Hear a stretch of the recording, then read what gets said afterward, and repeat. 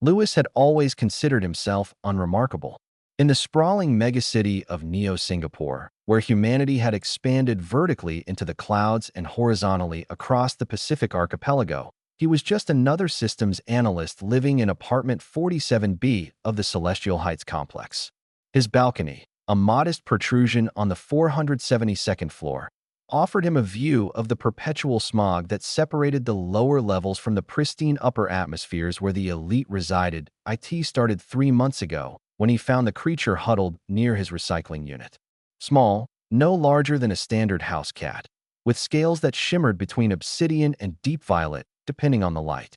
Lewis had assumed it was one of those gene-spliced pets that occasionally escaped from the luxury floors above, some rich person's designer companion that had wandered too far from home.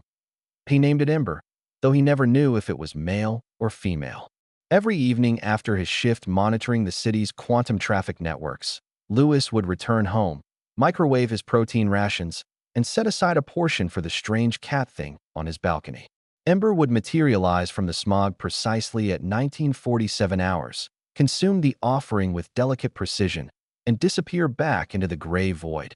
Lewis never questioned it. In a world where bioengineering had blurred the lines between species, a scale-covered cat seemed almost mundane. What Lewis didn't know, what he couldn't possibly know, was that 17 light-years away, in the Draconid sovereignty that controlled 12 systems across the Orion Arm, the Dragon Queen Cathra was losing her mind. Her hatchling, the last of her clutch, had vanished during a diplomatic mission to Earth. The young dragon, barely past its first century and still in its juvenile form, had been curious about the human world. Against all protocol, it had slipped away from the embassy's ship, using its natural cloaking abilities to explore the human megacities that fascinated it so deeply. And Cathra had mobilized an entire fleet. Thousands of ships, cloaked and scanning, searched Earth's atmosphere. But the young dragon, instinctively hiding from its own kind out of fear of punishment, remained concealed. The only thing keeping it alive, the only anchor it had in this alien world, was the strange human who fed it every day without fear, without greed, without expectation. Ana Chin Rodriguez, the Draconid sovereignty's chief xenodiplomat stationed on Earth, stood in Lewis's apartment building lobby exactly 93 days after the hatchling's disappearance. Her credentials as a cultural liaison officer got her past the building's AI security, but her true mission was known only to a select few. She carried a bioscanner disguised as a standard datapad, and it had led her here, to this unremarkable tower in Neo-Singapore's middle layers. The scanner indicated draconic DNA signatures on the 472nd floor. Anna took the express lift, her mind racing through protocols. If the hatchling had been harmed, war was inevitable. The Draconid sovereignty didn't negotiate when it came to their young. But if it had been treated well, there might be hope for the fragile peace that kept humanity safe from the empire that could turn their sun into a dying ember with the right gravitational manipulations. She knocked on apartment 47. B. Lewis answered, still in his work clothes, synthetic coffee in hand. He blinked at the striking woman in the embassy uniform, confusion evident on his face. Mr. Lewis Morrison? Anna asked, her voice carefully neutral. Yes? Is something wrong? May I come in? It's regarding a matter of interstellar importance. Lewis, bewildered but cooperative, stepped aside. Anna's scanner pulsed urgently as she entered. Her eyes swept the small apartment before landing on the balcony door. Do you feed anything on your balcony, Mr. Morrison? Lewis's confusion deepened. There's a cat. Well, not exactly a cat. It shows up every evening. Why? Is this about illegal biopets? Because I didn't buy it or anything. It just, show me. Lewis led her to the balcony.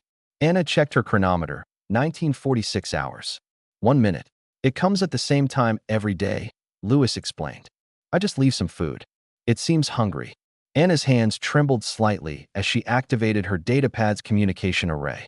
She sent an encrypted burst transmission to the embassy ship in high orbit, then turned to Lewis.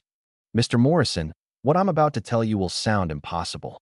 At precisely 1947, the smog parted. Ember materialized on the balcony railing, scales catching the dying light of the artificial sun that illuminated the lower city. It chirped, a sound Lewis had found endearing, and hopped down, approaching the food bowl Lewis had already prepared. "That," Anna said softly, "is Princess Kthira, only hatchling of Queen Cathra, heir to the Draconid sovereignty, and one of the most valuable lives in this sector of the galaxy." Lewis stared at her, then at Ember, then back at her. "That's impossible. It's just a cat. It's a juvenile dragon in its compressed form. They can mask their true nature, shrink their mass through quantum folding. What you see is essentially a holographic projection wrapped around a creature that, at full size, is larger than this entire building." The hatchling, Kthira, looked up at Lewis with familiar eyes. In that moment, something passed between them. Recognition. Trust. Anna knelt slowly. "Your Highness, your mother has been searching for you. It's time to go home." The hatchling made a sound Lewis had never heard before. Low, mournful. It pressed against his leg, the way it had done a few times before. "She doesn't want to leave," Lewis said quietly. "She must. The diplomatic implications. But she's scared." Lewis surprised himself with his certainty. "That's why she's been hiding. She did something wrong, and she's afraid to face her mother." Anna paused. In all her years of xenodiplomacy, she had never considered this angle. The sophisticated scanning equipment, the military search patterns, none of it had accounted for the simple fear of a child who'd made a mistake. She activated her communicator again, this time requesting a direct channel to the Dragon Queen herself. The holographic image that materialized on Lewis's balcony was terrifying. And Cathra, even in miniature projection, radiated power that made the air itself feel heavy. Her scales were like molten gold, her eyes burning suns. "Where's my daughter?"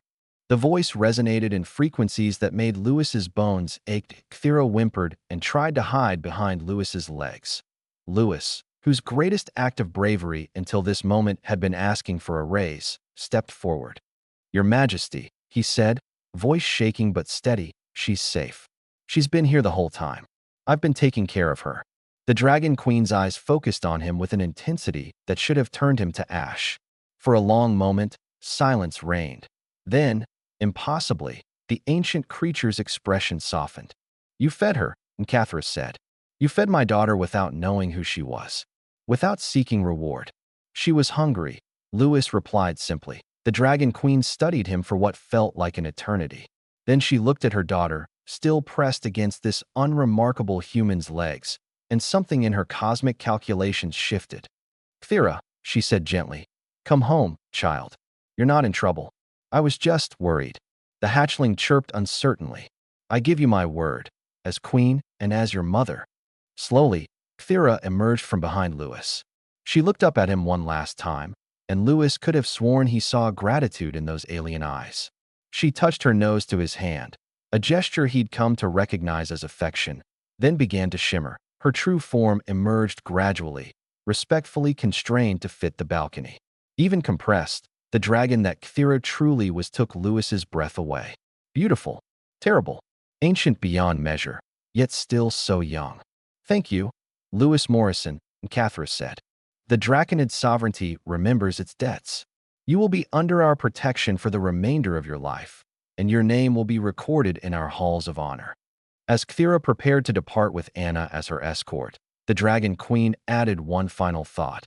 "The universe is vast, Mr. Morrison, and filled with wonders and terrors beyond measure.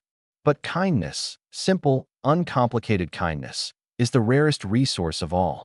You possessed it without knowing its value. That makes you far from unremarkable." The dragons departed, leaving Lewis alone on his balcony as the artificial sun set over Neo-Singapore.